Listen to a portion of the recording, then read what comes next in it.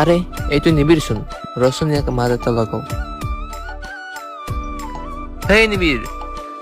আৰে বিকাশ চোন, পিছে তই কেতিয়া আহিলি? পৰহি আহিলো মই। বাকী খবৰ পাতি ভাল ন? আচলতে ভাই অলপ ঘৰৰ কাম কাজত ব্যস্ত, সেইবাবে তোক লগ কৰিব পৰা নাছিলো। একো নাই দে ভাই। বাকী কচোন তোৰ খবৰ কি?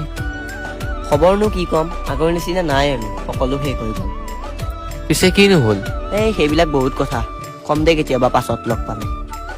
প্ৰথমতে বহি লচোন। একচুৱেলি নিবিড় তোৰ প্ৰব্লেমটো হৈছে নেকি? চা বিকাশ, তইতো জানই মই ৰিয়াক কিমান ভাল পাওঁ, আৰু আমাৰ ৰিলেশ্যনটো প্ৰায় 4 বছৰে আছিল। 4 বছৰত আমাৰ ৰিলেশ্যনটো ভালেই আছিল, আৰু মই ভাবিছিলো অহা বছৰ মই বিয়াখনো পাতিম, কিন্তু নহ'ল বিকাশ। কি জাননে, কিছুমান বস্তু মনে বিচাৰিলেও ভাগ্যই লগ নিদিয়ে। আৰু এটা কথা বিকাশ, ভাল পোৱাত বেছিকৈ টাইম আৰু ভেলুৰ ইম্পৰ্টেণ্ট, যিটো আমাৰ মাজত নাছিল। মইহে বেছি তাইক গুৰুত্ব দিছিলোঁ, চাগে মোৰ প্ৰতি তাইৰ কোনো ফিলিংছেই নাছিল, সেইকাৰণে সম্পৰ্কটো চাগে শেষ হৈ গ'ল।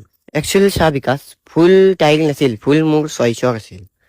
ভুল মানুহৰ নহয়, ভুলে কপালৰ লিখনৰহে হয়, যাৰ কষ্ট মানুহে ভুগিব লগা হয়। কাৰোবাক পাই আজীৱন হেৰুৱাতকৈ অকলশৰে থকাই ভাল।